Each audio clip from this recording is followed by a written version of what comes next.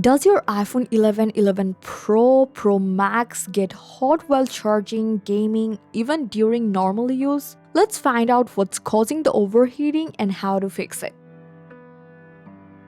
So first thing, if your iPhone feels extremely hot, stop using it for a few minutes, remove the case and place it in a cool shaded area. So let it cool down naturally before trying any of these fixes. So now if your iPhone started overheating after the iOS 27 update, don't worry just yet. It's completely normal for your iPhone to run warmer while iOS finishing indexing your photos, files, and apps in the background. So depending on how much data you have, this process can take anywhere from a few hours to a couple of days.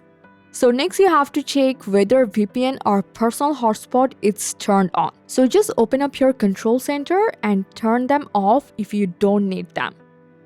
So if the VPN won't turn off from your control center, you just have to open up your settings, go to General, and scroll all the way down to VPN and device management. Here you have to tap VPN, so you just have to remove the VPN profile from here.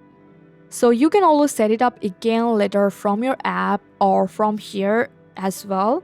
If your iPhone is still getting hot, open settings, then go to battery,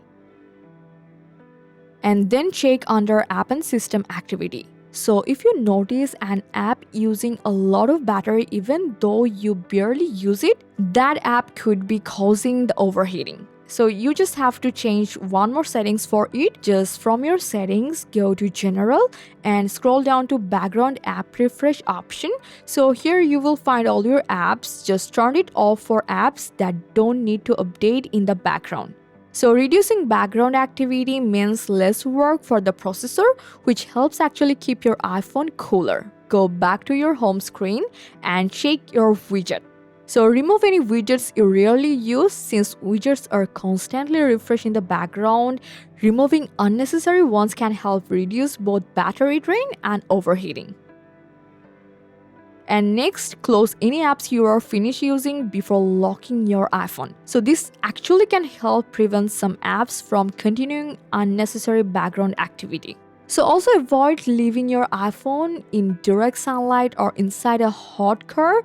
If it starts getting warm, move it to a cooler place and let it return to a normal temperature before using it again. So if your iPhone gets hot while charging, make sure you are using a genuine Apple or Apple certified charging cable and adapter, because low quality chargers can generate extra heat and may affect charging performance.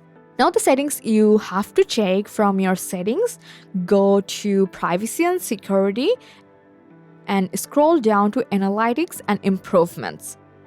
So if you see the Share iPhone Analytics is enabled, this can reduce background data collection and may help lower background activity. So you just have to turn it off properly.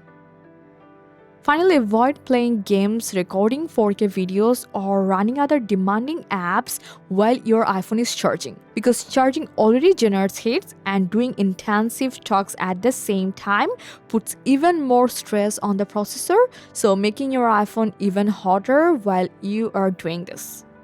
And lastly, if you have tried everything and your iPhone is still overheating after several days, the problem may be related to software or hardware. So if you're running with iOS 27, you can also use Recovery Assistant or Diagnostics. For now to check that, you have to quickly press and release the volume up buttons, then volume down buttons, and after that quickly press and hold the side button until you see the Apple logo with the loading recovery option appears.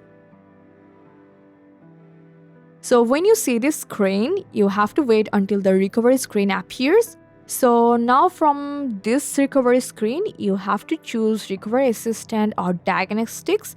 I go for the Recovery Assistant, then tap Continue here. You can send data to Apple, then enter your lock screen passcode here, and after that, connect your iPhone to Wi-Fi.